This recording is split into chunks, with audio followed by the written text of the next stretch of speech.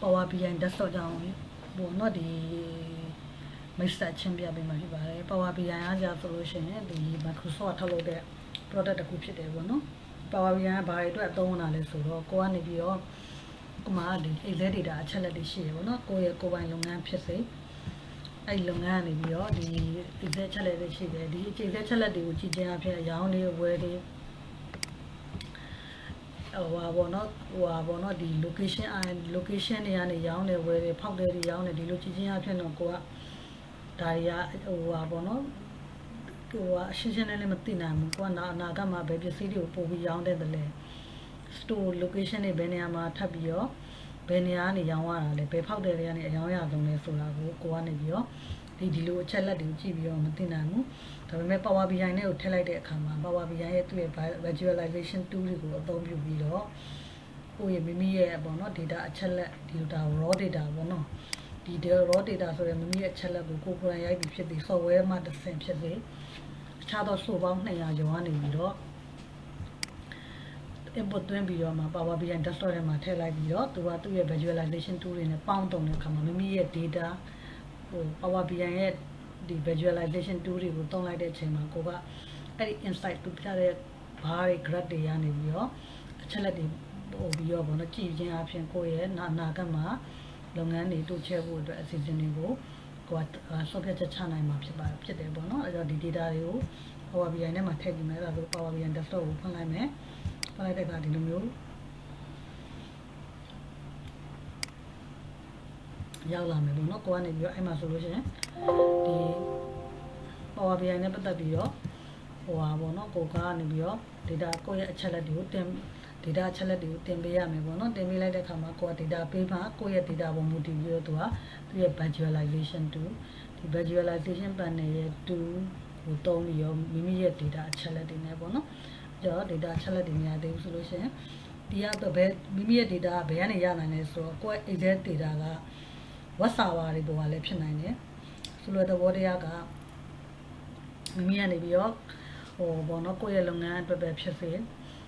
အဲ့လိုမျိုးဒီ data အချက်လက်တွေကိုဒီ Google Sheet ပေါ်မှာတင်ပြီးတော့ပဲ input သွင်းကိုယ့်ရဲ့စက်ထဲကနေတိုက်ရိုက်သွင်းတယ်ကိုကဒါစက်ထဲကနေတိုက်ရိုက်သွင်းတဲ့ပုံစံမျိုးနဲ့ပြပေးမှဖြစ်တယ်ပေါ့နော်အဲ့လိုမျိုးသုံးပြီးပွဲအတွက်ကြောင့်မလို့ဒါကတော့ဒီversion လေးပေါ့နော်sample version လေးပြပေးမှဖြစ်တယ်အဲ့ဒီကနေပြီး CSV ပိုင်းလည်းရတယ်ဒီ save နဲ့ပတ်သက်ပြီးတော့ဒီဒါတော့ဒါ sample လောက်ထားတယ်ဒီပေါ့နော် save data sample data လေးဖြစ်တယ်အဲ့မှာတော့ connected ချိန်ပြီးတော့သူကနေပြီးတော့ဒီ data တွေကို swap တင်တယ်သူရဲ့ပုံပေါ့နော် swap တင်ပြီးတဲ့အခါမှာဆိုလို့ရှိရင်ဒီမှာဆိုရင်ချက်ချင်းလုံးလို့မရဘူးဘာလို့လဲဆိုတော့မိမိဒီလိုချင်တဲ့အချက်လက်ဒီ computer ကိုသူကအရေးအတွက်ဒီ quantity ပါအရေးအတွက်ဒီကဏ္ဍတွေပါဒီပေါ့နော်ဒါကငွေကြေးဒီဆိုရင်ပတ်စံတွေပါဆိုတော့ဒီ data type တွေကိုကျင်ညာပေးရမယ်ပေါ့နော်ဒါတွေကိုကျင်ညာပေးမှဒါလည်း computer ကဒီ data type ပေါ်မူတည်ပြီးတော့နံပါတ်တွေဆိုရင်ပေါင်းတာနှုတ်တာတွေပါကိုအသုံးပြုလို့ရမယ် date ဆိုလဲ date တိုင်းပေါ့နော် date တိုင်းနဲ့ကိုကအသုံးပြုလို့ရမယ်နောက်တစ်ခုကကိုကဒီ bouncer တွေဆိုလို့ရှိရင် bouncer နံပါတ်တွေဆိုရင် test ABC တွေနဲ့ ABC ဆိုပြီးထားမယ် bouncer နံပါတ်တွေမျိုးတော့ဒီ ABC နဲ့ပတ်သက်တဲ့ကဏ္ဍတွေဖြစ်နိုင်တယ်ဆိုတော့ခါကြတော့လေနော်ဒီဆိုလဲ bouncer ဒီ auto bouncer နံပါတ်တွေဆိုလို့ရှိရင်လည်းနံပါတ်တွေပဲထားလိုက်မယ်နောက်တိုးတဲ့ discount amount ဆိုငွေကြေးမှန်သမျှ decimal နဲ့ထားမယ်ပေါ့နော်နောက် tax amount တွေဆိုလည်းအတိုင်းပဲသူကငွေကြေးနဲ့ပတ်သက်တဲ့ဟာတွေက decimal တွေပဲရှိရပေါ့နော်အဲ့မှာကိုကနေပြီးတော့တစ်ခါတလေကြာရင်ကိုယ့်ရဲ့ data တွေထဲမှာကိုယ့်နံပါတ်ဘောပင်လို့ရေးထားတယ်အဲ့ဘောပင်လို့ရေးထားတဲ့ဟာဒီ PM ပန်းလို့လည်းရေးတယ်မြန်မာလိုလည်းရေးအဲ့ဒါမျိုးဆိုလို့ရှိရင်ကိုကကုတ်တူတာတွေဆိုလို့ရှိရင်တစ်ခုတည်းတူအောင်လုပ်ပြရမယ်ပေါ့နော်အဲ့ဒါမျိုးဆိုရှိတယ်အဲ့ဒါမျိုးတွေကိုကနေပြီးတော့ data တွေကို clean လုပ်ပေးပြီးတော့ဒါ clean လုပ်တဲ့အခန်းပေါ့နော်ဖြစ်တယ်အဲ့ကြတော့ data တွေကိုပထမဆုံးတန့်တင်ပေးရမယ်တန့်တင်ပေးတဲ့အခါမှာဆိုအရေးကြီးဆုံးကတော့ data type တွေပေါ့နော်ဒါဆိုငွေကြေးဆိုငွေကြေးနဲ့ပတ်သက်တဲ့1.2 ဆိုတာ decimal number ငွေကြေးနဲ့ပတ်သက်တဲ့ဟာမျိုးတွေပေါ့နော်အရေးအတွက်တွေပေါ့နော်ကိုရောင်းတဲ့အရေးအတွက်ပစ္စည်းအရေးအတွက်တွေဆိုလို့ရှိရင်တော့သူကဆိုလို့ရှိရင်နံပါတ်တွေနဲ့ whole number တွေနဲ့သူက1 2 3နဲ့ညင်ပေးရမယ်ဒီမှာ amount မှန်တယ်များ decimal ချိန်ထားရဲပေါ့နော်ဒီမှာဆိုလို့ရှိရင် ဒီရိုးတွေဒီဒါဒီ amount တွေဆိုဒါဒီရိုးတွေဒီဟိုပါပေါ့နော်ဒီမှာတော့အပေါ်အနေနဲ့ထည့်ထားပေးတဲ့ရိုးတွေဖြစ်တယ်ဖြတ်မယ်တကယ်လို့မဖြတ်ဘူးဆိုလို့ရှိရင်ကိုကဒီ apply fee ကနေပြန်လုပ်လိုက်တာနဲ့စောစောက original row ကပြန်ရောက်လာမယ်ဒီမှာဆိုရင်ဒီ row ကိုပြန်ယူမယ်ယူပြီးမှ data တွေခွဲမယ်ဆိုလို့ရှိရင်လည်းသူက split တွေနဲ့ခွဲပြီးတော့ delimiter နဲ့ခွဲမယ်သူမဲ့သူ့နောက်ကnet နောက်ကနေပြီးဒီ delimiter နောက်ကဟာတွေကိုဟိုပဲယူမယ်ဆိုလို့ရှိရင်အဲ့အမျိုးတွေနဲ့လည်းသူသုံးလို့ရတယ်အဲ့ဆိုရင် net ကတသက်ငွေကြေးရဲ့အမောင်းတသက်ဒီမှာဆိုရင် column တစ်ခုသူကကွဲသွားတယ်ပေါ့နော်အဲ့ကြဒီ row ကတော့ခဏလောလောဆယ်ကျွန်မအနေနဲ့ကတော့ဒါပို့ထည့်ထားတာဖြစ်တဲ့အတွက်ကြောင့်မို့ clean လုပ်တဲ့ method လေးတည်အောင်ထည့်ထားတာဖြစ်တဲ့အတွက်ကြောင့်မို့လို့ဒါတော့ထားအောင်မယူသေးပါဘူးဒါကြ store location ကတော့ကိုယ်ဆိုင်ခွဲတွေပေါ့နော်နံပါတ်တင်ပါပေါ့နောက်ဖောက်တဲ့ ID ဖောက်တဲ့ရကြတော့ဖောက်တဲ့ name တွေရှိတယ်ဖောက်တဲ့ ID တွေရှိတယ် payment ID ဆိုလဲ1 2 3 payment name ABC umbrella name umbrella name သူကတခါကြလို့ရှိရင်တော့သူက database ကလာတဲ့ဟာဆိုလို့ရှိရင် ID နဲ့လာရှိတယ်သူရဲ့သဘောတရား customer ဆိုရင် customer တွေရတသက်အခုတော့မိမိကုမ္ပဏီကနေ software တွေတောင်းနေပေါ့နော်ဒီ PWS software တွေတို့ inventory software တွေတောင်းနေဆိုရင်သူတို့တွေကတော့ structure အဲ့ဒါ data clean လုပ်ဖို့အတွက်က data type လောက်ပဲဟိုပြန်ချင်းပြီးတော့တင်လို့ရတယ်ပေါ့နော်ဒါလို့မဟုတ်မိမိဒီဟို Excel ကနေကိုပတ်တာကိုရိုက်ထည့်ထားရဲဆိုရင်အချင်းချင်းလူတွေရိုက်ထည့်ထားရကြမှာမှားနိုင်တယ်ပေါ့နော် data တွေမှားသွားနိုင်တဲ့ခါကျရင်တချို့ကျရင်product တစ်မျိုးတွေကိုပဲဒီ product ပဲအဲ့ဒါအောင်မှစောစောကလည်းပြောသလိုပဲနာမည်ကအတူပေးလိုက်အရှိပေးလိုက်၃မျိုးသားလောက်ရှိနေဆိုရင်ကိုကဒီ data တွေကိုပြန်ပြီးတော့ပေါ့နော် replay လုပ်ပြီးတော့ပြန်ပြီးတော့ data ၃မျိုးလုံးဒီတစ်ခုတည်းဖြစ်ပါတယ်ဆိုတဲ့အကြောင်းတွေကိုပြန်ပြီးတော့ data ကို clean လုပ်ပြရတယ်ပေါ့နော်ဒီလို data တွေကို clean လုပ်ပြီး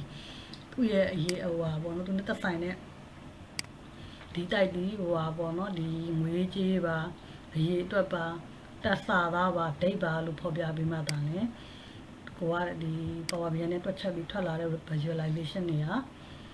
ပေါ့နော်တိကျမှန်ကန်မယ်ပေါ့နော်အဲဒါကြောင့်မလို့ဒီမှာ data type တွေညတဲ့ဟာမှာကိုကနေပြီးတော့ဟိုပါပေါ့နော်ဒီအပိုင်းကပို့ပြီးတော့အရေးကြီးရပေါ့နော်အစာပိုင်းမှာကိုမှန်မှန်ကန်ကန်ပြောင်းအသုံးပြုပြီးတော့ဒီချက်လက်တွေကိုထည့်ခဲ့မှသာလေကိုထွက်လာတဲ့ result တွေကလည်းမှန်မှန်ကန်ကန်ဖြစ်သွားမယ်ပေါ့နော်အဲ့တော့ဒီမှာဆိုရင်ဒီလိုပြီးပြီပေါ့နော်ဒါဆိုရင်တော့တိတ်မလို့ပါဘူး discount ဆိုတာ amount တိုက်ဒီမှာဆို discount ဆို decimal အနေနဲ့သူကညပေးထားတယ်ဒီ column ဒီအပေါ် column ဖြစ်တဲ့အကြောင်း remove လုပ်မယ် product name product barcode ဒါ description ပေါ့နော်ဒါတွေက sample ထည့်ထားတာဆိုရင် discount နဲ့ကဘယ်လို discount တွေရှိ seasonal discount နဲ့ဒါတွေလည်း name တွေဆိုတော့ပြီးပြီပေါ့နော်ဒါတွေကအဲ့ကြတော့တင်လိုက်မယ်ပေါ့နော်လုတ်တင်လိုက်မယ် data ကိုလုတ်တင်လိုက်တဲ့အခါမှာဆိုရင်သူကဘာလဲဆိုသူ data အချက်လက်တွေဒီမှာရောက်လာမှာဖြစ်တယ်ပေါ့နော်လုတ်တင်ဆွဲတင်လိုက်တယ်တင်လိုက်တဲ့အခါမှာဆိုရင်ဒါဒီဘက်အပိုင်းဒီ data အပိုင်းဒီမိမိရဲ့ company ရဲ့ data ဖြစ်တယ်တယောက်နဲ့တယောက်ကတော့ဒါအရောင်စင်းဝယ်စင်းတွေတူနိုင်မှာမဟုတ်ဘူးပေါ့နော်ဒါပေမဲ့ visualization ကနေပြီးတော့ထည့်လိုက်တဲ့အခါမှာကိုကရှင်းလင်းမြင်သာတဲ့ insight တွေနဲ့ဖတ်လို့ရတယ်ဒီတိုင်းဒီ raw data အနေနဲ့ဒီလိုမျိုးဆိုတော့ raw data အဆင့်ပေါ့နော်ကိုကဒါဝယ်ရောင်းဘယ်လိုဝယ်တယ်ဝယ်ပေါက်တယ်ဝယ်တယ်ကျွေးဝယ်တယ်လက်ငင်းဝယ်တယ်အရေအတွက်ဘယ်လောက်ဝယ်တယ်ဘယ်လောက်ငွေကြေးဘယ်လောက် quantity နဲ့ဝယ်တယ်ဟိုနော်ဘယ်လောက် payment type တွေနဲ့ရှိရဲဆိုတဲ့ဟာတွေကတော့ဒါဒီ data အကြောင်းကိုကြည့်ချင်းအဖြစ်တော့ကိုကဘာမှတော့ကိုကတော့ဒီຢာတွေကိုကြည့်ပြီးတော့ဘယ်ပစ္စည်းတွေတော့ပြင်ရောင်းရအောင်လဲဘယ်ပေါက်တာတွေကကိုအားပေးဆုံးလဲဆိုရယ်ဘယ်ပေါက်တဲ့နေရာတော့အဝယ်များဆုံးလဲဘယ်နေရာမှာပို့ရရောင်းရဟိုပါပေါ့နော်ဒီရောင်းအားကောင်းနေလဲဆိုတာတွေကိုကိုကတော့မမြင်နိုင်ဘူးအဲ့ဒီအတွက်ကြောင့်မလို့ visualization tool တွေကိုအသုံးပြုပြီးတော့အဲ့ဒီကထွက်လာတဲ့ insight တွေအရာပေါ့နော်ဒီကိုယ့်ရဲ့အနာဂတ် decision တွေကိုချမှတ်လို့ရပါတယ်ဒီမှာဆိုလို့ရှိရင်ဒီ visualization tool မှာဒါစမ်းသုံးကြည့်မယ်ဆိုလို့ရှိရင်ထပ်ပြပေးရမယ်ဆိုရင်ဒီမှာဆိုရင်ကတ်ပေါ့နော်ဒီကတ်စိတ်ဆိုရင်ဒါ summarize လုပ်တာဒီ summarize လုပ်တယ်ဆိုရင်တဘာလို့လုပ်တာလဲဆိုရင် total quantity ရေးတဲ့ဘယ်လောက်ရောင်းရတယ် total ပါဒါ short to the point ပေါ့နော် stake quantity ဒါ stake quantity ဘယ်လောက်ရောင်းရလဲသူက total quantity ကိုသူကဆိုတော့ထည့်လိုက်တဲ့ data မှာတခုပြောဖို့ကြံနေတာတကယ်လို့မိမိအိမ်ထဲမှာ quantity ရေးတဲ့ဒီအောက်မှာပေါင်းထားတယ်ဆိုရင်တော့အကုန်လုံးဖြတ်ခဲ့ရမယ်ပေါ့နော်အဲ့ဒါတွေရှိနော်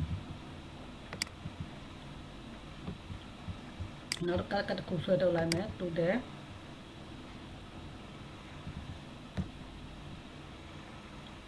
ရှင်းရှင်းလင်းလင်းတွေ့အောင်ဒီဘက်ကိုစေကွန်တီရှိမယ်စေကွန်တီရှိပြီးနောက်တစ်ခုကကျတော့တူတဲ့အမဂုံဘလောက်ကိုရောင်းနေရတယ်ပေါ့နော်တူတဲ့အမောင်းရှိမယ်စေကွန်တီရှိမယ်ကွန်တူတဲ့အမောင်းရှိမယ်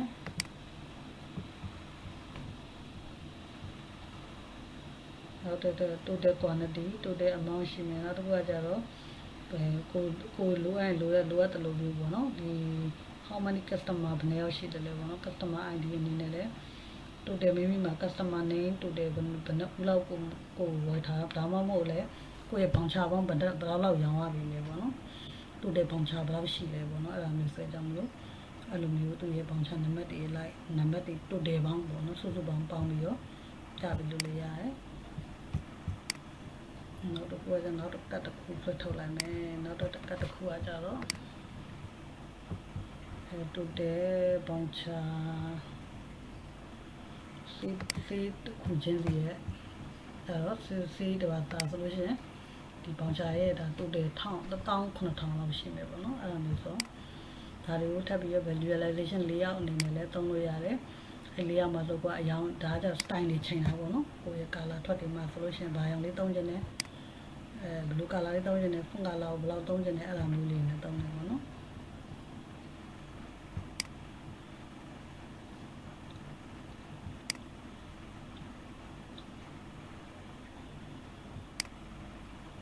အဲ့ဒါဆိုရင် background color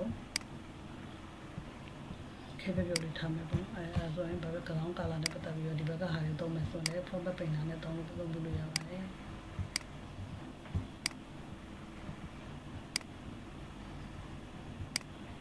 ဒီမှာတစ်ခုဒီမှာတစ်ခုဒီမှာတစ်ခုဒီမှာတစ်ခုဒီမှာတစ်ခုအဲ့တော့ဒီနေ့ပတ်သက်တဲ့ wish တွေ height တွေညှိမယ်ဆိုလို့ရှိရင်ဒီမှာက style ပုံစံမျိုး property ရဲ့မှာတွားကြည့်လို့ရတယ်130 306ဒါလည်း130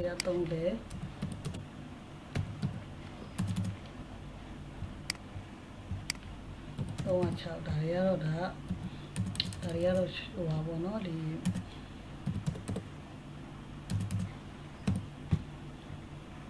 မြန်ပေါ့နော်ဒါ presentation နဲ့မှာ130 306 site တူညှိပလိုက်တာပေါ့နော်အဲ့ဒါဆိုရင်ကိုကဒီနားမှာကိုမှာဒါဆိုလို့ရှိရင်ချက်ချင်းပဲကိုရဲ့ data ချက်လက်ပေါင်းပြီးပေါင်ချပေါင်း1900ပေါင်ချပေါင်း1900ရောင်းရဘယ်လောက်ရှိတယ်အရေးတော့ကဘယ်လောက်ရှိလဲဆိုပြီးတော့ဒီမှာဆိုရင်ချက်ချင်းပဲအခုသိနိုင်ပြီပေါ့နော်အဲ့ဒါတဲ့ကိုရဲ့ raw data ရဲ့အာသာချက်ကဘာလဲဆိုတော့ကိုကအရင်လာစေးဒီရေတွက် category မှာဒီရေတွက်ရောင်းအားပေါ်မှာမို့တပြီအရင်လာကဘယ်လောက်ရောင်းအားဘယ်လောက်ရှိလဲဒီလဘယ်လောက်ရောင်းရှိအရင်နှစ်ကဘယ်လောက်ရောင်းရှိအဲ့လိုနှစ်အလိုက်လအလိုက်တွေကွာတာအလိုက်တွေတုံးပြီးတဲ့အတွက်ကြောင့်မလို့ကိုကနေပြီးတော့ compare နှိုင်းရှင်တဲ့အခါမှာပေါ့နော်ပုံပြီးတော့ထိရောက်မှုရှိရပေါ့နော်အဲ့မဲ့နောက်တစ်ခုကကြတော့ကိုကနေပြီးတော့အခုကြည့်မယ်ဆိုလို့ရှိရင်ဟိုပါပေါ့နော်ဒီမှာဆိုရင်စမ်းကြည့်လို့ရတယ်ပေါ့ဒီမှာဆို column check ဒီမှာဆိုမိုးပုံစံမျိုးပေါ့နော်ဒီမိုးဘက်ပုံစံမျိုးသုံးမယ်ဒီလို column check မှာဆို column လေးနဲ့သုံးမယ်အဲ့တော့ total quantity ရောင်းရတယ် location အလိုက်နေရာအလိုက် location name လိုက်မိမိ store လိုက်ဘယ်လောက်တွေရောင်းရလဲပေါ့နော်အဲ့မှာဆိုတော့ပေါ်လာပြီစံထွဲမှာဆိုအရေးအတွက်300ဆိုဒါဆိုရောင်းအားအကောင်းဆုံးနေရာဒီစံထွဲပေါ့နော်အဲ့လိုမျိုးချက်ချင်းပြပေးနိုင်တယ်အဲ့တော့ကိုကတကယ်လို့6တော့ပိုင်းလောက်ချင်တယ်ဆိုရင် format ပိန်တာနေတယ်ကိုကတကယ်လှပထပ်ပြီးတော့ချဲချင်တယ်ဆိုရင်တော့ဒီဘက်က style ပေါ့နော် style visualization မှာ format visualization မှာကိုကြိုက်တယ်လို့ share လို့ရပါတယ်အဲ့ဒီမှာဆိုရင်သူကနေပြီးတော့ဒီကိုရေးထားတယ်ဝင်ရိုးပုံမူတည်ပြီးတော့ကိုကဘယ်ဝင်ရိုးပုံမှာဟိုပါဘောနော်ဒီမှာ location name မှာ exit ဆို exit နဲ့ပတ်သက်ပြီးတော့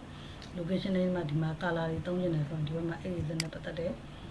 color တွေမှာကြည့်ပြီး background တွေ faux color တွေပေါ့နော်အဲ့ဒါမျိုးသုံးလို့ရတယ်ဒါဆိုရင်ပြန်အောင်လေးနဲ့ထားမယ်ဆိုစိုင်းနေမယ်လေးချိန်ပါမယ်ပြန်အောင်လေး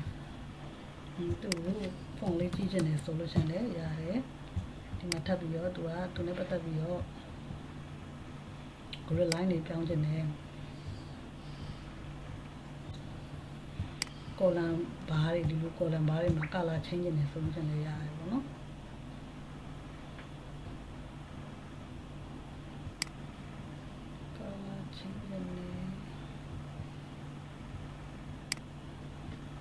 မျိုးလေးရအောင်ဒါတော့အရောင်ရဆုံး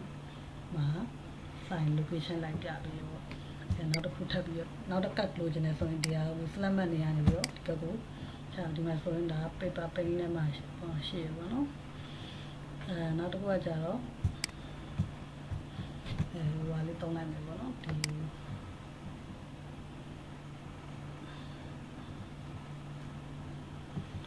ကြတော့နံပါတ်တစ်ချက်ကကိုယ်သိသွားတာကြတော့ဆိုင်နေရအလိုက်ဆိုတော့စံထွေးအရောင်းရဆုံးနေရာလေးပဲเนาะဖောက်တယ်လိုက်ကြည့်မယ်ပေါ့เนาะဖောက်တယ်လိုက်ဆိုကိုယ့်ရဲ့ customer ပေါ့เนาะ customer နဲ့ကြည့်လို့ရတဲ့ဟာမျိုးတွေဆိုအများကြီးရှိရဲ့ဒီ customer ရဲ့အဝင်အသွားလာပေါ့เนาะဒီတိုင်းနဲ့ intelligent ရသူလာအလိုက်မှာသူဘလူးသူဝယ်သွားလဲပေါ့เนาะဘောင်ချအလိုက်တွေလည်းကြည့်လို့ရတယ်အဲ့ရောဟိုမိမိကြိုက်နေတဲ့သလိုဟိုလုပ်လို့ရတယ်ပေါ့เนาะသူက date လိုက်ဒိတ်လိုက်ဆိုရင်တော့ရီရတွေကွက်တာတွေမှန်နေတယ်ဆိုအသေးလေးတွေထွက်လာမယ်ဆိုတော့ထားပါတော့ရီရအလိုက်သုံးမယ်လာအလိုက်သုံးမယ်ပေါ့နော်လာအလိုက်သုံးမယ်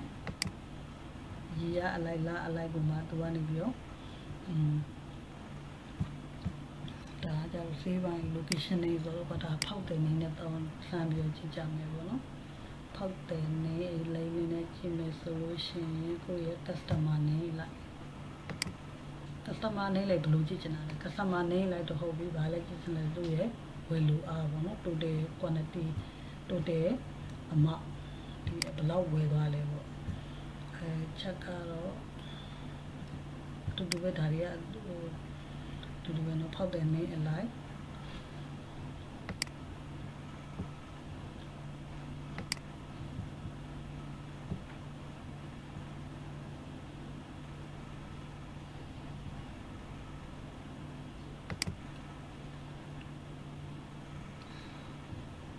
တဲ့နေလိုက်ဆိုတဲ့ကြောင့်မျိုးသူကဒီပေါက်တဲ့နေလိုက်ဒီအေးစမှာဆိုငွေရှိပြီးတော့ဝိုင်းအေးစမှာဆိုရင်ဟောရှိနေပါတော့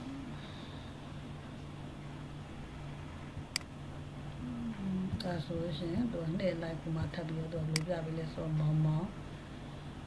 တလာများများဆိုလို့ရှိရင်သူကသူရဲ့ say had to the amount မောင်မသူက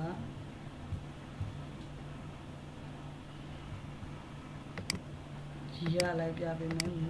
ဟိုပါပေါ့နော်ဒီ match အလိုက်ပြပေးမယ်သူကအဲ့ဒါမျိုးတွေနဲ့သူကတုံးတယ်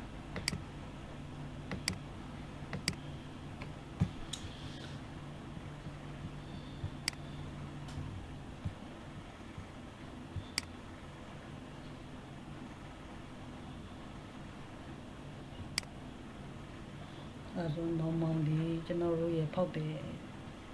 ကျွန်တော်တို့ဖောက်တယ်ပေါ့နော်ဒီမှာဆိုဒီ grad တွေတူးနေရဆိုလို့ရှိရင်ဘယ် grad ကိုချိန်ပေးရမလဲဆိုတော့ဒီလိုမျိုးပြကောင်းတယ်အမောင်ဒီတမ်းဆိုလို့ရှိရင်လည်းဟိုပါပေါ့နော် line ချက်တွေနဲ့ပြလို့ရတယ် area ချက်တွေနဲ့ပြလို့ရတယ်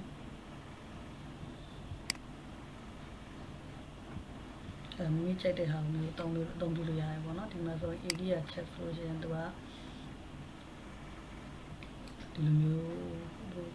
slope ပေါ့နော်ဒီအချောဆောင်ပုံစံမျိုးတွေနဲ့သူပြပေးတယ်အဲဒီမှာဆိုလို့ရှိရင်ထပ်ပြီးတော့ဒီဟာကိုဘယ်လိုပုံစံမျိုးနဲ့လောက်ပြန်ပြီးတော့ဖြစ်နေဒီဘက်က gradient ကတူခက်ဆင်ဆင်ဖြစ်နေတော့သူ့ကိုဘာလေးနဲ့တော့အကောင်းတော့မတူကရီရအလိုက်ပေါ့နော်ရီရအလိုက်လာအလိုက်နဲ့အလိုက်ကမှ match အလိုက်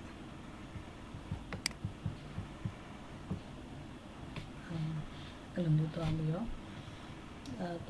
customer name ကိုဒီဘက်က one is မှာထားကြည့်လိုက်မယ်စီတူတဲ့အမောင်းကိုတော့ a is မှာထားကြည့်လိုက်မယ် ဆိုရင်သူက customer name ဟိုဘက်ဒီဘက်ဒီရောက်နေရပါတော့ဒီ customer name လိုက်ပေါ်သွားခြင်းနဲ့ဆိုလို့ရှိရင်ရလိုက်သွားခြင်းနဲ့ဆိုရင်သုံးခြင်းတဲ့သဘောတရားအရာက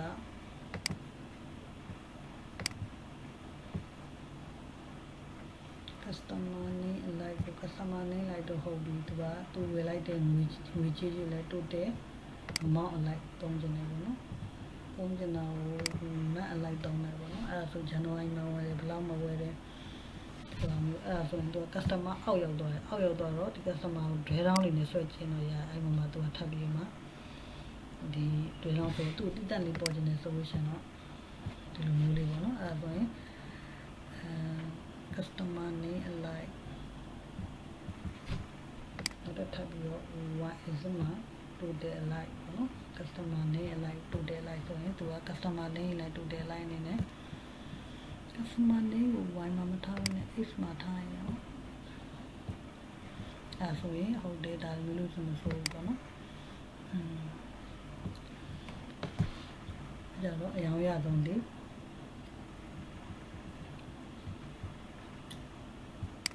match alike မဟုတ်ဘဲနဲ့ရ alike ဆိုရင်တင်ကြအရင်กว่าတော့မယ်ကြတော့ quarter alike ဝယ်တယ် match alike ဝယ်တယ်ဈေးလေးပေါ့နော်တရားဆိုလို့ရှိရင် customer တယောက်ချင်းတည်းရဲ့ quarter alike match alike ဝယ်တယ်ဈေးတွေဒါမျိုးဆိုလဲသူကအဲ့ဒါ customer နေရတယောက်တည်းဝယ်တာမျိုးပေါ့နော်ဒါမှဆို customer နေနေလောက် like ဒီ quarter alike ဆိုလို့ရှိရင်နည်းနည်းစိတ်နေဆိုရင် match alike ပြန်ထားလိုက်ပေါ့ quarter ဖြုတ်ပြီးတော့ match alike ထားလို့ရှိရင် match alike ကို customer ကိုဖောက်တယ်ဝယ်တဲ့ဟာမျိုးလေးအဲ့မှာလို့ style ပြောင်းနေတယ်ဆိုရင်ကိုကလည်းလို့ဒီ color တွေအတူဆင်တူထားနေတယ်ဆိုရင် format painter နေပြီးတော့အသေးလေးတော့မချင်းတော့နဲ့ format painter တည်းသူ့ရဲ့ format painter လေးကနေပြီးတော့ထိုင်သွားလို့ရတယ်အဲ့မှာသူက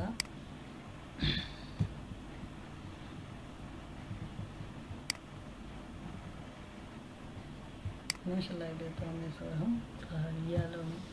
သူကအဲ့တော့ဒီမှာဆိုရင် customer နဲ့လိုက်စမ်းပေါ့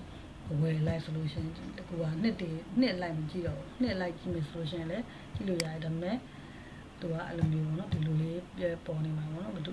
ကယ်လို့မှကိုက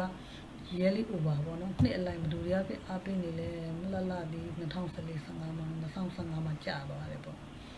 ဒီလိုနှစ်ကကိုယ့်ရဲ့ဒီ data အချက်လက်ဒီအိမ်ထဲမှာပါတဲ့အချက်လက်ဒီ9နှစ်စာဆို9နှစ်စာနဲ့ပတ်သက်ပြီးတော့သူကထွက်လာမှာပေါ့နော်အဲ့လိုမျိုးလေးရှိတယ်ဆိုတော့နောက်ဒါတော့သူဒီ exit ပုံမှာပြောင်းနေတာဆိုရီးရလိုက်မှာရှိ customer နဲ့အဲ့ exit ပုံမှာရှိရ formatting bar ကို format ဟိုဘောနော်ဒီ style ကိုချိန်လို့ရတယ် grid line ကိုချိန်လို့ရမယ်ပေါ့နော်အဲ့ဒါ column နဲ့ color လေးခဏချိန်ကြည့်မယ် color ခဲအောင်လေးပြောင်းနေတယ်မရဘူးဒါကမွေးသွားတိုင်းချာ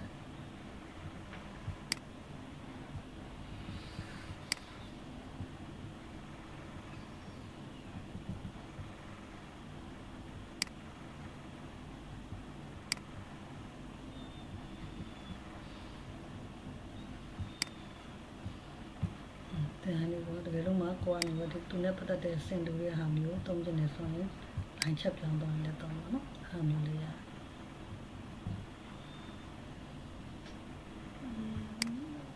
area ချက်လေးတောင်းနိုင်မယ်တောင်းပြီးတော့မှသူ့ပြန်ပြီးအေးစမှာပြန်ပြီးတော့ color ချင်းပေးတယ် color line ချင်းပေးတယ် color line မှာ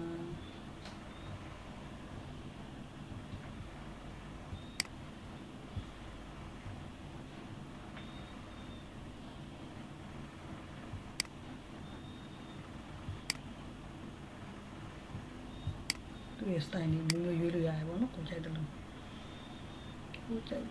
ရွေးလို့ရပါတယ်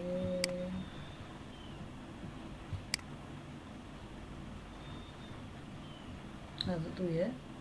တက်ကြတော့တက်ကြတွေတွေ့ရမယ်ပေါ့နော်ဒီ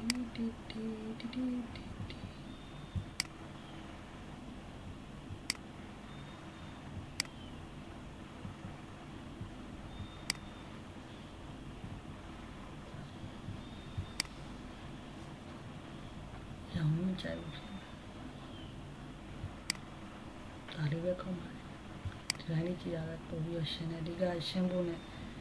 လှလာတော့ပြီးမှပဲပြန်ပြီးတော့ project ဒီလိုချိန်လိုက်တော့ချိန်လိုက်လို့ရတယ်ပေါ့နော်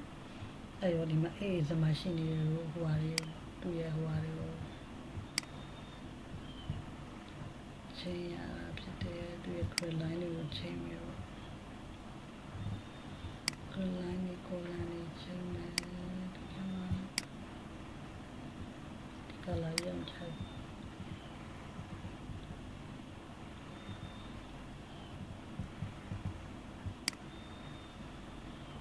တော့ဟိုဘာနဲ့နေလေးရှောင်းဟိုဘာစတေးရှောင်းလိုက်ဆိုလို့ရှိရင်ကျွန်တော်တို့အနေနဲ့နှစ်ခုရသွားပြီဒီကတော့နံပါတ်1ကသူနဲ့ပတ်သက်ပြီးဒါကိုရှင်းရှင်းလင်းလင်းလေးရေးချင်တယ်ဆိုလို့ရှိရင်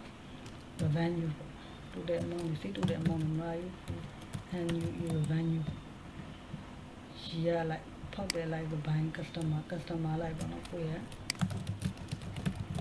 customer လိုက်ပါ revenue ဘိုင်း customer ရလိုက်အဲ့ဆိုဘယ်သူဒီဟိုပေါ့အများကြီးအားပေးဆုံးလဲဆိုမောင်2014 2025မှာတကြပါတယ်ညဒီ2024မှာတကြပါတယ်အဲ့လိုမျိုးလေးပေါ့နော်အဲ့ဒါဆိုဒီအမေရိကန်နဲ့ဒီနဲ့ဒီ customer ရဲ့ဘယ်လိုသွားနေလဲပေါ့နော်ဒီကိုနဲ့ relation ကိုရှိမှာ loyal ဖြစ်မဖြစ်တာကြီးကနေပြီးတော့ကြည့်လို့တည်ပြီးတော့ကြည့်နိုင်တယ်အဲ့ဒါဆို customer like ကတတ်သွားတယ်တွေ့သွားပြီးသွားပြီကိုကတကယ်လို့မှဒီ customer like ကိုမှဘောင်ချလိုက်တွေကြည့်နေတယ်ဆိုလည်းအသေးသေးလုပ်လို့ရသေးတယ်ပေါ့နော်ဒါတွေကတော့ဒီဘောင်ချ ID like တွေပြန်ပြလို့ရတယ်နောက်ထပ်ပြီးတော့မှသူ quarter like တွေ year like တွေအသေးလေးထပ်ပြီးတော့ဆက်သွားလို့ရသေးတယ်ပေါ့နော်ဒါကတော့ overflow ပြတာဖြစ်တဲ့အတွက်ကြောင့်မလို့ဒီတိုင်းပဲထားလိုက်မယ်ပေါ့နောက်တစ်ခုကဘာချက်လေးဒီဟာချက်လေးတစ်ခုလောက်ပြမယ်ပေါ့နော်အဲ့ဒါကတော့ဘာလဲဆိုတော့ store like quantity ရောင်းရမှုဒါမှမဟုတ်လဲ store like ဒီပေါ့နော်ဒီ store location တွေ like ဒါဘယ်နေရာကနေရောင်းနေရလဲပေါ့နော်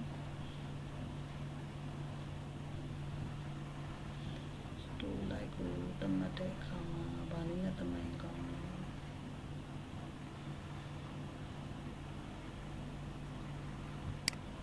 store like မှာတော့ဒီမှာတော့မူဘပုံစံမျိုးပုံမြင်ခြင်းတဲ့ပုံစံမျိုးပေါ့နော် store like see quantity ဘယ်လောက်ရှိလဲ store like ကိုယ့်ရဲ့ဒီ location လေးနေပေါ့နော်ဒီကိုယ့်ရဲ့အဲ့ဆိုရင်ဒီစံထွက်ဒီအရောင်းရအောင်ဖြစ်တယ်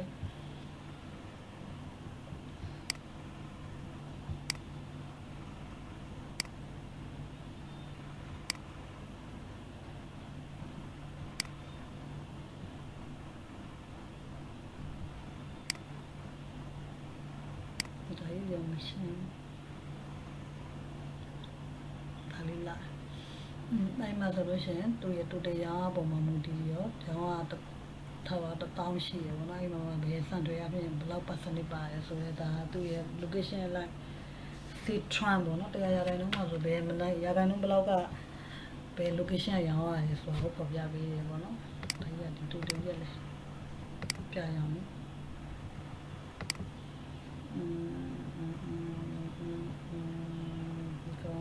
location လေးလိုက်ဖြစ်တဲ့အတွက်ကြောင့်မို့ category ရှိတယ်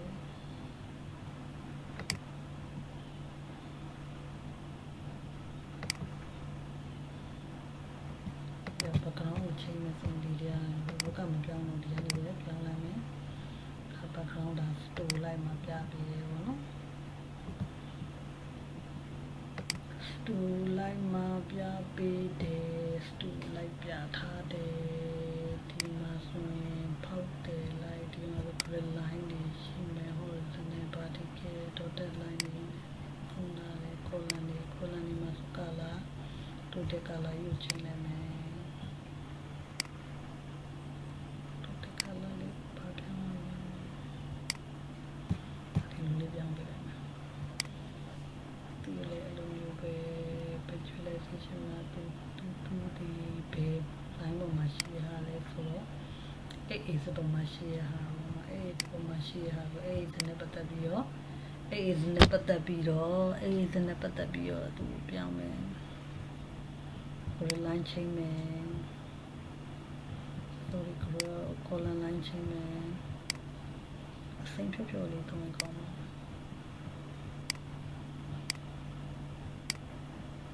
ကာလာလည်းမတ်မဖြစ်တော့လောက်တယ်ပြဆိုအရုံမတုံးချင်ဒါ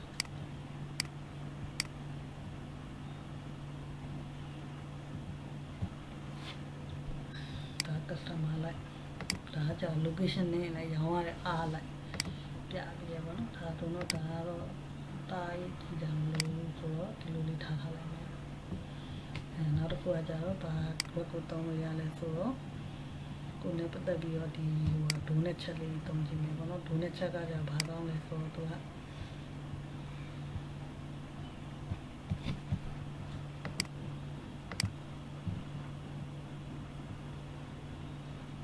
central ပေါ့နော် central နဲ့သုံးနေရဒုံးနဲ့ချက်ကကြတော့ဘာကောင်းလဲဆိုတော့ဒုံးနဲ့ချက်တရားကြတော့တဲ့သူကပိုင်းလိုက်သူလည်းအဲ့လိုပဲဒါဆိုရင်ဒါ location လိုက်သုံးတယ်ဆိုလို့ရှိရင် location လိုက်ကိုမှာ quantity လိုက်သုံးတယ်ဆိုရင်နောက်ပြီးဒါဆိုကျွန်တော် price လိုက်ပေါ့နော်ဒီ location လိုက်ကို price လိုက်သုံးကြအောင် location နဲ့လိုက်မှာဆိုလို့ရှိရင်ထောက်ပြီးငွေအမောင်းဘယ်လောက်ဒီသူကယူထားလဲပေါ့နော်ဒီမှာဆိုရင်အဲ့မှာဆို location လိုက်ကိုမှာသူနဲ့သုံးမယ်ဆိုရင်ဒီမှာဆိုရင်သူနဲ့ပတ်သက်တဲ့ဟိုပါပေါ့နော်ကာလာတစ်ချက်အခု line လေးချိန်ပေးလိုက်မယ် line လေးချိန်ပေးလိုက်ပြီးတော့ခါကြတော့ဒီမှာဆိုရင်ကို K တွေပါတွေအကုန်လုံးပေါ့နော်သူဒီလောက် percentage အကျွေး amount တိုင်းဆိုအကျွေး amount တိုင်းပေါ်လို့လဲလုပ်လို့ရတယ်အဲ့ဒါတော့ဒီဘက်ကမှာသူက visualization မှာ format visualization မှာပြန်ချိန်လို့ရတယ်ပေါ့နော်ဒီမှာဆို slide မှာဆို color လေးပြန်ချိန်လို့ရတယ် slide color အမြင်ဆုံးမှာအရောင်ရဆုံးကအပြာသူနဲ့ပတ်သက်တဲ့ဒုတိယအရောင်ရဆုံးကကြတော့ထပ်ပြီးတော့နည်းနည်းလေး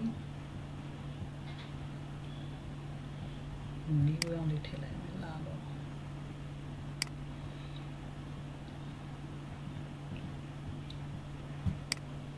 ဒီကတိုင်းတရားအကြောင်းထားနေတန်တခင်ရလေးပြီးရင်ထောင်းတောင်းမှာကြတော့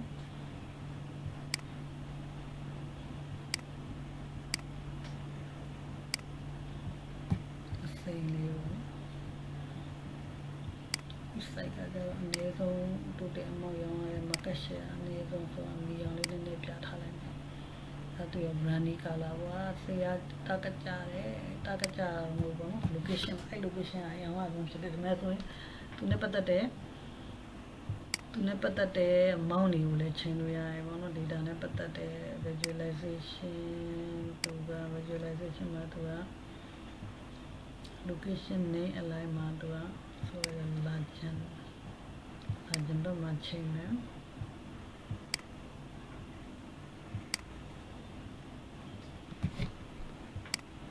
ဘောအောက်တော့စိုက်တာထားလို့ရတယ်တော်တော်လေးမှဆိုရင်ထားလို့ထားလိုက်မယ်ထားပြီးတော့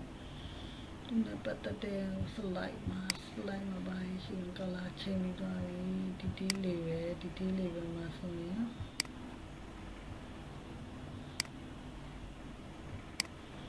ငွေမုန်းနဲ့ပတ်သက်တာလို့ value မှာသူကထပ်ပြီး auto ထားမှာလားဒါမှမဟုတ်လည်းတကယ်နန်းထားမှာလားပေါင်စင်နဲ့ထားမှာလားအဲ့လိုမျိုးရှိမှာပေါ့နော် million နဲ့ထားမှာလား auto ထားမှာလားမထားဘူးလားအဲ့လိုမျိုးအဆုံးတာငွေကြီးအမောင်းနဲ့တိုက်ရိုက်ပေါ်လာရဲ့သူ color ကအပြာရောင်လေးပေါ့နော်သူကလေးဖြစ်သွားမယ်နောက်တစ်ခုကline check နဲ့တော့ sorry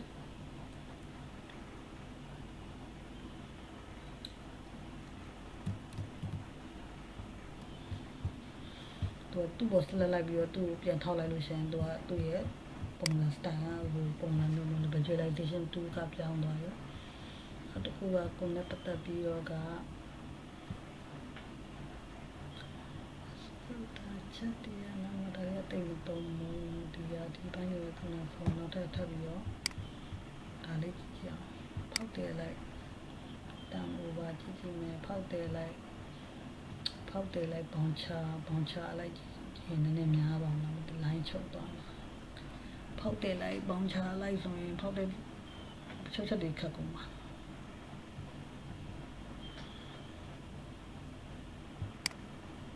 view alike customer name alike ဆိုမောင်ပေါ့နော်မောင်ဒီများတကယ်လို့မဟုတ်ဘူးသူကကိုယ့်ရဲ့ umbrella name alike ပေါ့နော်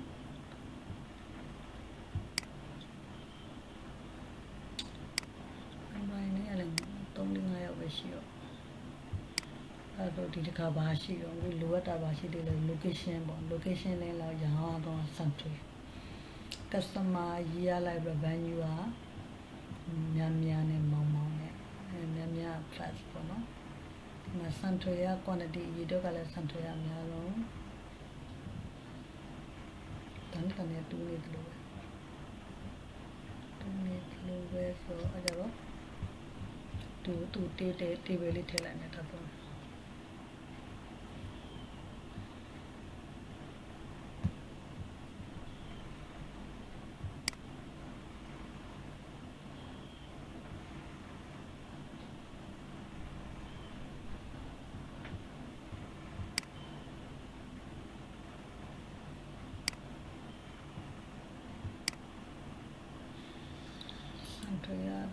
စံထွေရရောင်းရဆုံး quantity ဖြစ်တဲ့ဆိုရင်စံထွေဆိုရင် umbrella လေးလည်းဘယ်သူကရောင်းရလဲပေါ့နော်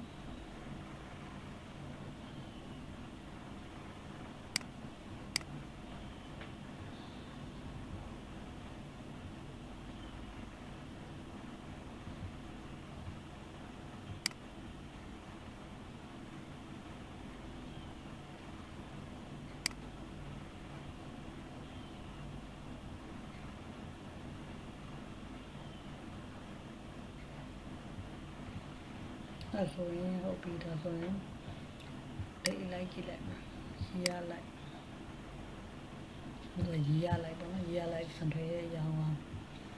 စံထွေရရေးရ2024မှာရောင်းရတယ်2025မှာ up down က2024မှာ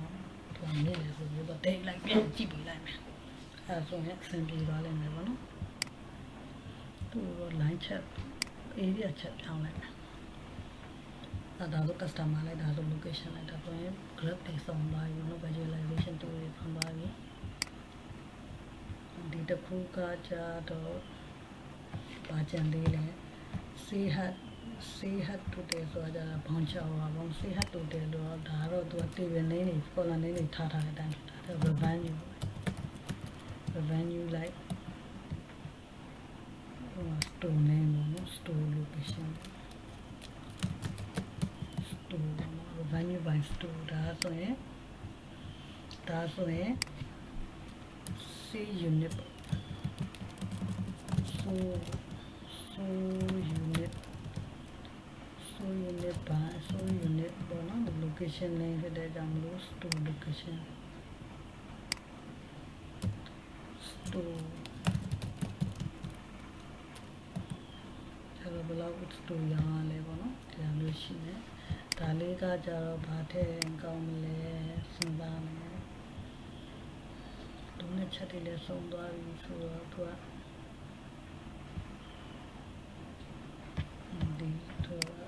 ကမျိုးလေးစင်းပုံစံမျိုးလေးလုပ်ပြလိုက်မယ်စင်းပုံစံမျိုးလေးမှာဆိုလို့ရှိရင် total amount ရောင်းအောင်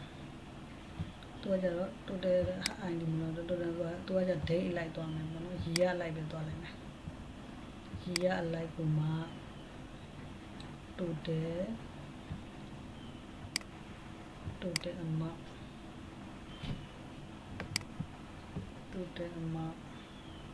total amount ये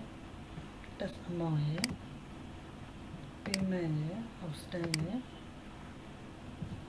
और उसे शिवा मंदिर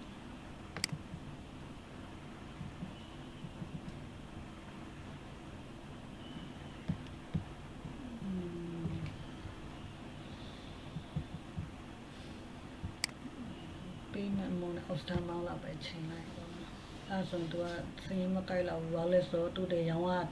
100ထားတော့300ရှိတယ် test ကောက်တာက9သိန်းပေါ့အဲ့လို95 payment customer payment ဘယ်လောက်လဲ outstanding တူတယ်ဘယ်လောက်လဲဆိုတော့အဲ့ဒါနှစ်လိုက်ပြန်ကြည့်ရပုံစံမျိုးပေါ့နော်အဲ့တော့ဒါကြီးကကြတော့ total amount လိုက်ပဲ customer ကို total amount လိုက်နဲ့ customer နဲ့ပဲကိုနှစ်လိုက်ကြည့်လိုက်အကောင်းမှမသိ total amount လိုက် customer လိုက်ဒါမှမဟုတ်လို့ location နဲ့လိုက်ဆို customer နဲ့လိုက်တောင်းလိုက်မယ်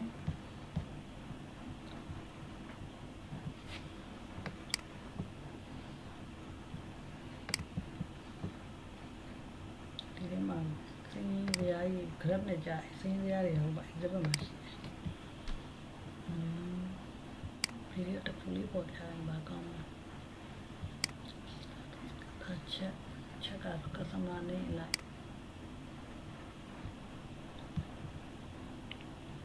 Free quantity like location like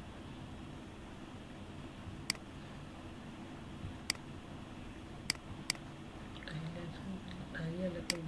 clear မဖြစ်စိတ်ထဲမှာ clear မဖြစ်တော့ဘာတစ်ခုလိုလဲဆိုဒါပါလို့နော်ပိုင်ချက်လို့လဲပိုင်ချက်ကိုလို့လိုက်မယ်ပိုင်ချက်ကဘယ်လိုလဲဆို total amount လောက် total amount ကိုမှသူရဲ့ test amount နဲ့မဟုတ် payment outstand ထားပါရောင်းရတာက10သိန်းဘူးအကျွေးကစမနင်းနဲ့ကြည့်တော့အဲ့တော့ total ရောင်းရတာက revenue total ပေါ့နော် total ဆို total pay ဒါရမယ် total pay ဒါတွေကတော့ဒီ business မှာလုပ်နေတဲ့သူတွေကတော့ကိုဘာလို့ချင်မိမိဘာလို့ချင်လဲဆိုတာပုံပြီးနားလဲတယ်ပေါ့နော်ဒီနေ့သူရောင်းရတာ total pay and pay total so total pay မ total credit ဘယ်လောက်သူရှိတာအကျွေးရောင်းကြရလဲဒါပါတော့ကိုကနေပြီးတောင်း customer နဲ့လိုက်ရောင်းရတော့များများရောင်းရဆိုမှပဲကျွေးဘယ်လောက်ပို့ထိရောင်းရလဲလက်ငင်းကဘယ်လောက်ပို့ရောင်းရလဲဒါမျိုးတွေလည်းတွေ့ရတယ်ဒါကတော့ total customer အကုန်လုံးပေါ့နော်ညာတိုင်းလုံးချိန်ဟောဖြစ်ပြီးတော့လာအောင်တော့ကိုယ်ကဒီဇိုင်းကတော့အသေးစိတ်ပြန်ချင်အောင်ပေါ့နော်ဒီနားမှာပါထည့်မယ်ဒီနားမှာ date ထည့်လိုက်မယ် slider ဆိုပြီးထည့်လိုက်မယ် button slider cut new ဆို button slider လေးထည့်လိုက်မယ် sorry တော့ဒီမှာ select ထားအဲ့မှာပါပြီးအပြင်မှာထောက်ပြီးမှ slider ထည့်လိုက်ပြီးဆိုရင်ကျွန်တော်ကရီရထည့်မယ်ပေါ့နော်ဟိုကနှစ်လိုက်ပြန်ပြီးတော့ကြည့်တော့ပြန်ချုပ်ပြီးစင်းချုပ်ကြည့်အောင် summarize လုပ်ပြီးနှစ်လိုက်ပြန်ပြီးတော့ click ကြည့်လိုက်မယ် click ကြည့်လိုက်မယ်ဆိုတော့ voucher ရဲ့ date လိုက်ပေါ့နော် date လိုက်ကြည့်မယ် year လိုက်လေးလုပ်လိုက်မယ်year အောင်မှာတစ်ခါ 2024 2025မရွေးဘဲနဲ့အကုန်ရွေးလိုက်တဲ့ဟာမျိုးတစ်ခုပေါ့နော်တစ်ခုလိုက်မယ်ဆိုလိုက်ပြီးတော့ slider setting မှာဆိုရင်ဒီမှာက all select ကိုလည်းတစ်ခုထားလိုက်မယ်အဲ့မှာလည်းသူလိုပဲ format painting လုပ်လိုက်မယ်သူကလည်းလေးတော့ဖြူလေးထားရင်ကောင်းမှာအဲ့ဒါသူ့ရဲ့ original ဒီသူဒီပါလေဆိုတော့ဘယ် feel မှာရှိလဲဆို feel ထဲမှာရှိတယ်အဲ့တော့ feel နဲ့ပတ်သက်တဲ့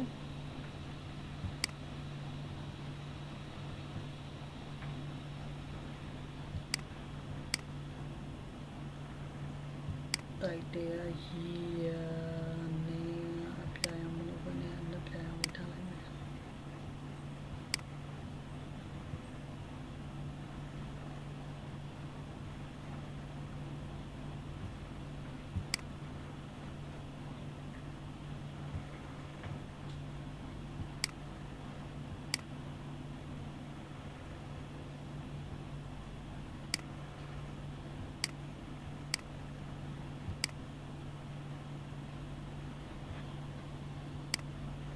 share လို့ပုံဖွင့်လိုက်တာကောင်းလာ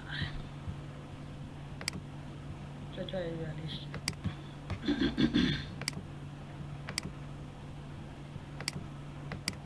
ဝင်ကြပြားဖြစ်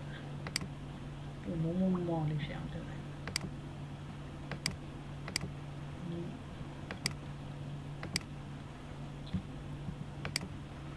တခုလုံးလိုက်ပြီဆိုတော့ ਨੇ ဒီဘက်ကဇေယျတွေကအကုန်ဖတ်ဖြစ်တာပေါ့နော်ဒီ2024ကို24နဲ့ပတ်သက်တဲ့ပြောင်းသွား2025ကို25နဲ့ပတ်သက်ပြောင်းသွား flat all ဆို flat all ပြန်ချိန်သွာ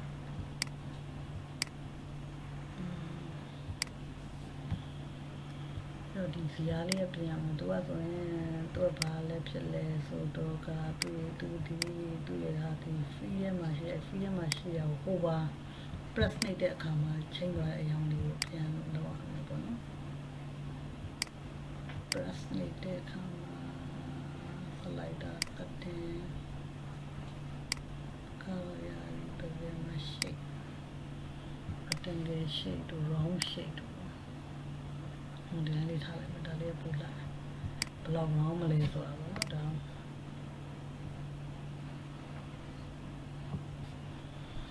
I must only lay out grid လာကတ်လာတော့3ခုကို out value မှာဆိုရင်သူက state ချင်းရဟိုပါချင်းမှာသူက color ရ energy ဖြစ်နိုင်မှာဟိုပါရခင်ဗျာပေါ်လို့ထားလိုက်မယ် transparent နည်းနည်းလေးရှော့လိုက်မှာက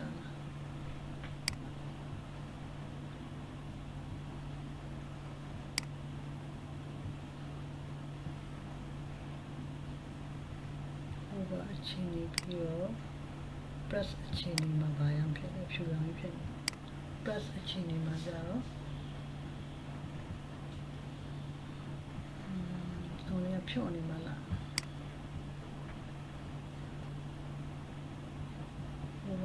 ဟိုပါချင်းမှာခရမ်းရောင်ထားတာပဲလေဟိုဒါ test ကြီး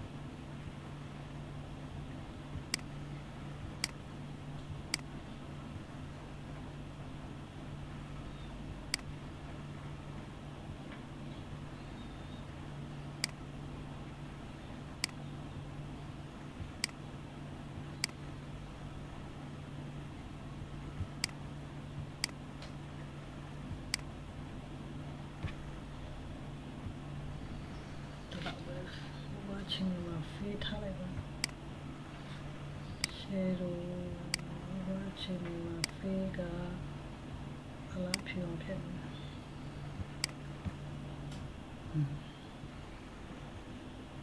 ဟိုချင်းမှာတော့ဟိုမလုပ်ဘဲနဲ့ press နှုတ်တဲ့အချိန်တွေမှာ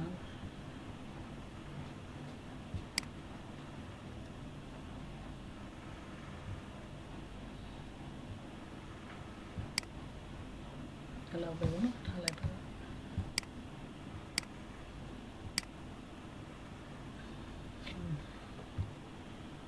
ဒီကောင်ရလုံးမဲ့အချိန်မှာလို့ရ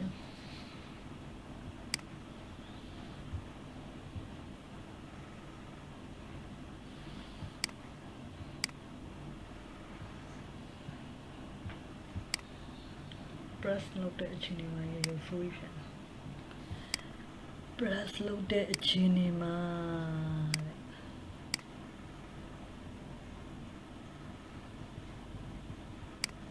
pages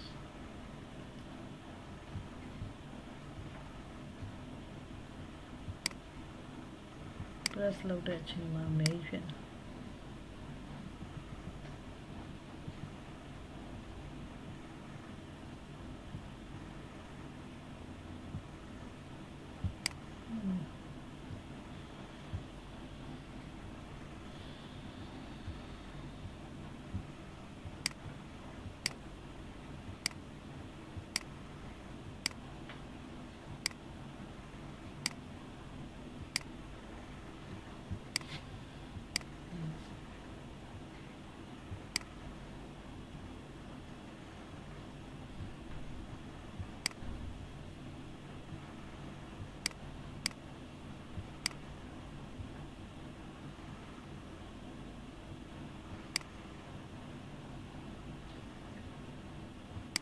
button နော်မဲချင်းမှာdefault ချင်းမှာဖြူအောင်ဖြစ်နေဖြူအောင်ဖြစ်နေပါမယ်ဒီကရှင်းပန်းခရမ်းလေးထောင်းလာခရမ်းတောက်လေးထောင်း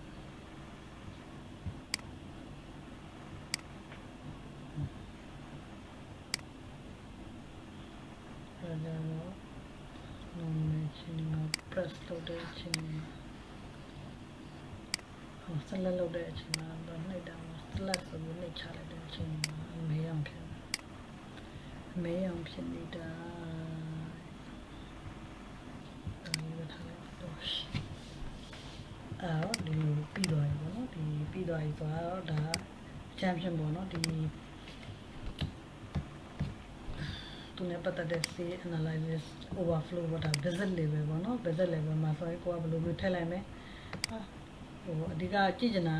လှတာပါတာတဲ့ကိုတကယ်အသုံးဝင်ဖို့เนาะအသုံးဝင်မဲ့ကိုစီးပွားရေးလုပ်ငန်းမှာအသုံးဝင်ဖို့ပုံစံမျိုးကြည့်ချင်တာဖြစ်တဲ့အတွက်ကြောင့်မလို့ဒီ line တွေကတော့ကိုကလီနဲ့တော့ပို့တက်သွားလိမ့်မယ်ပေါ့နော်အဲ့ဒါဆိုတော့ဖောက်တယ် like location like ဒီမှာဆိုလို့ရှိရင်ဒီနဲ့ပတ်သက်တဲ့ဒီကိုရထားဟိုဘယ်လိုပြောမလဲ share for turn over by location လာပေါ့နော် turn over ဘောပဲ location ဘယ်လောက်ရာခိုင်နှုန်းရောင်းထားလဲပေါ့နော်ဒါကတော့ဒီ center နဲ့ပတ်သက်တဲ့ဟို quantity အရေးအတွက်နဲ့ပတ်သက်ပြီးကြည့်ရပါတော့အဲ့ဒါဆိုတော့အဆင်ပြေသွားပြီပေါ့နော်နောက်ပိုင်းမှာကြာလို့ရှိရင်ဟိုက database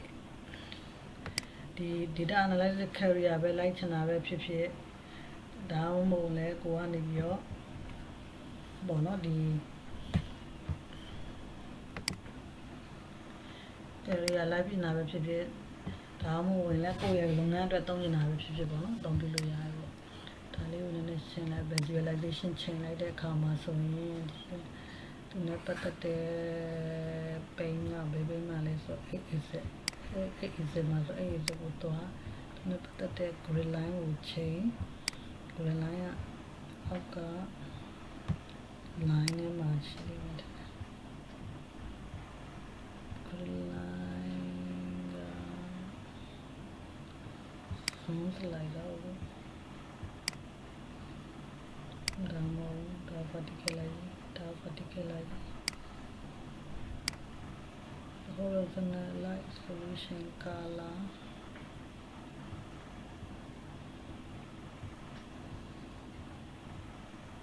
shape area မှာဆိုရင်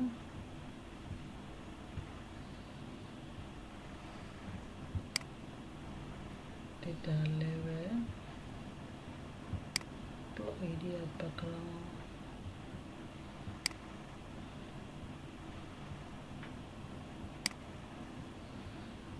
ဒါတော့ချိန်ကြည့်လိုက်ပါနော်ချိန်ကြည့်လိုက်တော့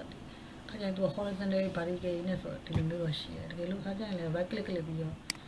format painting ကိုသွားလို့ရတယ်တခါလေ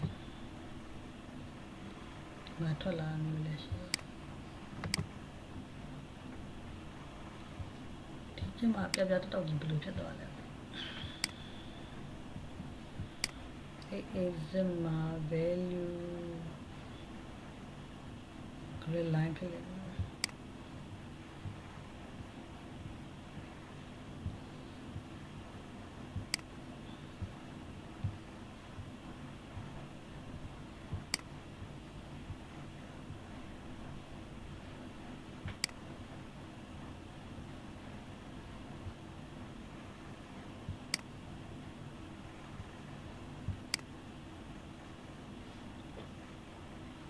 ဒါကြတူတဲ့အမောင်ဘလောက်တွေပါဆိုပြီးတော့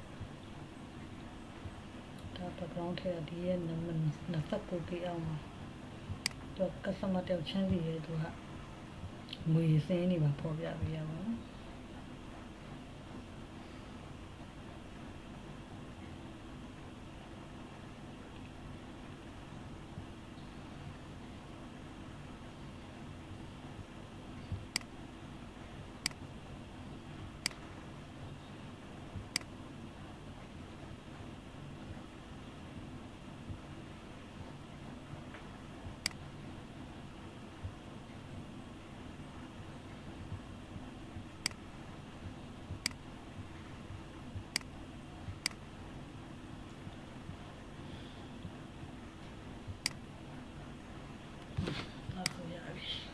အဲ့ဒါဆိုတော့ဒီလောက်ပါပဲငါတို့ကနေပြီးတော့တိုင်းနေဆိုရင် save presentation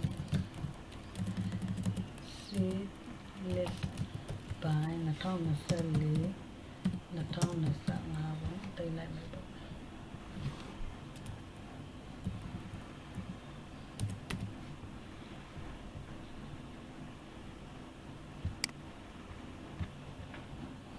မျိုးထပ်ပြီးတော့ဟိုအမျိုးနဲ့လည်းထုတ်လို့လည်းရတယ်ပေါ့နော် export ပုံစံမျိုးထုတ်ပြီး PDF file နဲ့လည်းထုတ်လို့ရပါတယ်ထည့်ပြီးတိုက်လို့လည်းရပါတယ်ဒီမှာနည်းနည်းကိုယ့်အကိုညှိတက်လာတော့ညှိတော့နော်ညှိတက်လာလေးတော့နည်းနည်းညှိပြီးလိုက်လို့ရတယ်နောက် page တွေလည်းထပ်ဆွဲသွားလို့ရတယ်ပေါ့နော်ဒီဟာကြီးကို expand လုပ်ချင်တယ်ဆိုလို့ရှိရင်လည်းရတယ်ခါကြလို့ရှိရင်တက်ပေတမျက်နှာမှာတက်ပေဆွဲသွားတာပေါ့နော်အဓိကကတော့ဒါကတော့ visualization ဟို overflow တပွားပြည့်ပဲပြထားတာဖြစ်တဲ့အတွက်ကြောင့်သူကဒီမျိုး expand လုပ်ကြည့်လို့လည်းရတယ်ပြန်ပြီးပို့သွားလို့လည်းရတယ်နောက် page next to ယူသွားတယ်နောက်ထပ် table ပေါ့နော်ပိုင်နေတဲ့ဟိုဟာပေါ့ဇာတ်ပုံစံမျိုးပေါ့နော်ဆိုတော့ဇာတ်ပုံစံမျိုးပြောချင်တဲ့သဘောတရားအဲ့ဒီမှာပေါ့နော်ဒီyear alike ပေါ့နော် year alike month alike ကိုယ့်ရဲ့ customer name alike customer name alike total amount alike အကျွေးစင်း alike payment alike tax alike ပေါ့နော်အဲ့အမျိုးလေးကြည့်လို့လည်းရတယ်ဒါရစာရရှင်းနေလို့သူက column ရှင်းတာအဲ့တော့အရောင်း total so sorry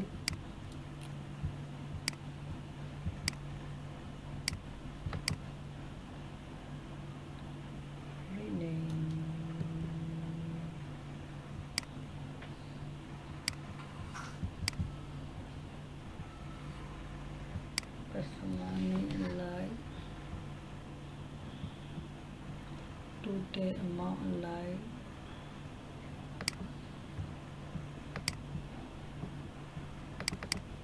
total amount like ဆိုရမယ်ဒါဆိုတော့အရောင်းပေါ့ရှောင်းအား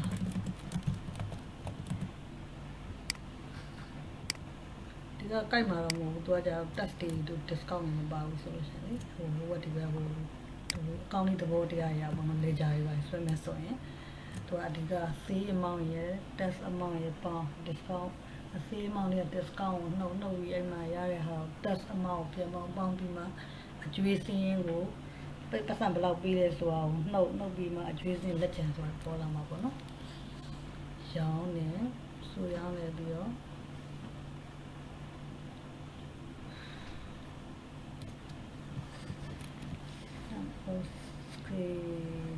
ဒါလည်းရောင်းတာဘာခဏလေး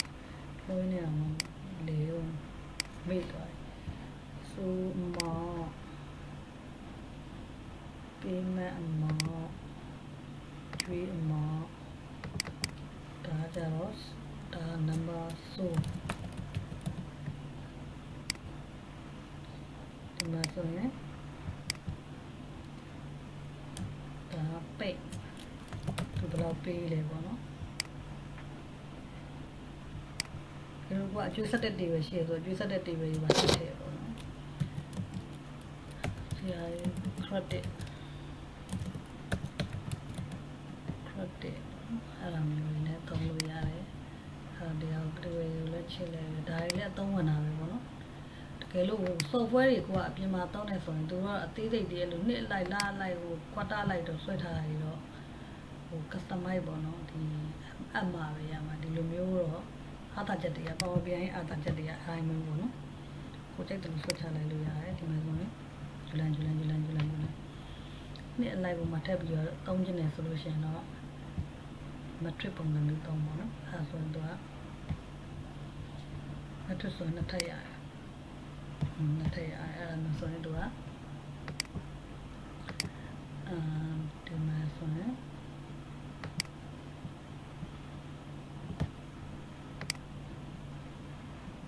ဒါ customer name ကပေါ်ရောက်နေလို့ customer name မှာထည့်ပြီးလိုက်လို့အဲ့ဒါ2024မှာ ဘိုးကော်လန်ထားကြည့်ကစားကြည့်လိုက်ဒီလိုထားလိုက်လို့ရှိရင်ကော်လန်ရပေါ်ရမများလှလှကစမ1000လောက်တာရှင်ဒုက္ခရောက်အဲကြတော့သူမတ်အောင်မထည့်လိုက်တော့ metric တွေပဲအိမ်ထဲမှာဆိုတော့သူ private တွေပုံစံမျိုးလေးပေါ့နော်အဲဆိုရင်သူဘလောက်ကျွေးစင်းတာအကျွေးစင်းပြီးမှခဏလေးဒါပြန်ပြီးတော့ပြန်ညှိလို့ရတယ်ပေါ့နော်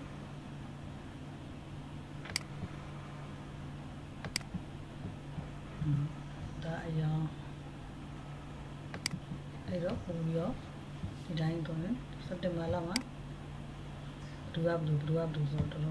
ဒါဒီစရာရလည်းတော်တော်အဆင်ပြေပေါ့နော်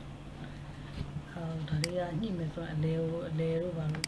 စံထွဲတို့ပါလို့ချပြီးတော့တိုက်တယ်တော့ဘယ်မှာရှိရလဲဒီမှာဆိုလို့ရင်ရူးမှာရှိရရူးမှာဆိုရင်ရူးနဲ့ပတ်သက်တဲ့မပေါ်တော့ဒီရူးမှာရူးဟာတာကော့လန်ဟာတာတွေမှာချိန်ပြီးတော့အလဲတော့ကဟာတာတွေမှာတောင်းနေတော့ထပ်ကြတော့စတ်တူတယ်ကောလန်စတ်တူတယ်အဲဒီခဏဖြောက်ထားလိုက်ရှင်းလေးမြင်ရတာပေါ့နော်အဲဆိုရင်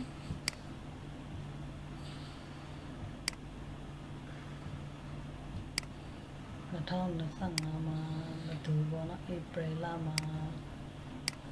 တုတ်တရားရတာဘယ်လောက်ဒီပိတ်နေဆိုရင် credit တွေလည်းအဲ့လိုမျိုးပေါ့နော်ပြန်ကြည့်လိုက်လို့ရတယ်ပေါ့နော်အဲဒါတော့ဒီဇာတ်တွေကလည်းအဆင်ပြေတယ်ဘယ်လိုနှစ်လိုက်အများကြီးဆိုရင်ဆိုတော့ဒီအကျွေးစင်းတဲ့သူကအကြံစင်းတဲ့တကယ်လို့ဒီမှာဆိုလို့ရှိရင်သူအကျွေးဆက်တဲ့ date ဆိုတဲ့တေပဲတစ်ခုထပ်ထည့်ရမှာပေါ့နော်အဲဒါဆိုရင်သူကတကယ်အကျွေးအမောင်းတွေနှစ်လိုက်တွေအများကြီးချုပ်စင်းနေလည်းပြပြီးတော့နောက်တော့ထပ်ပြီးအမျက်တွက်ချင်လည်းရတယ်ဒီလိုဇာတ်ဟိုမှာအမျက်တွက်ချင်တယ်ဆိုလို့ရှိရင်သူရဲ့တူတဲ့အမောင်းထားပါတော့ဒီပစ္စည်းရဲ့ဟိုကအရန်စင်းလည်းရှိမှာပဲလေနော်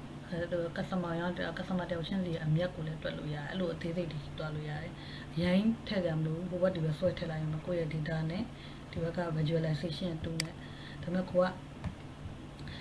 ဘာဖြစ်ချင်တာလဲဘလို့ပုံစံသွားချင်တာလဲဆိုတော့ကိုကသိရမှာပေါ့နော်သိရမှာဆိုတာじゃcustomer လိုက်ကြည့်ချင်တာ location လိုက်ဒါလေးရတော့ကိုသိပါတယ်ပေါ့နော်ဒီစီးပွားရေးတွေပါလုပ်နေတဲ့လူတွေကဘယ်လိုပုံစံမျိုးနဲ့သိချင်တယ်ဆိုတော့သူက idea ရှိတာပေါ့နော်ကျေးဇူးတင်ပါတယ်ရှင်ဒါကတော့ page ဒီ page လေးကိုပြောင်းပြီးတော့ဒါဆိုလို့ရှိရင် customer status အခြေအနေပေါ့ဒါကကြတော့ summary ပေါ့နော်ဟိုပါအောင်ဒါမျိုးလေးနဲ့ဆိုရင်ဒါဆိုသူနှိပ်လိုက်လို့ရှိရင်ဒီမိနစ်အလိုက်ဒီလေးသွားပါလေလာပါလေရှင်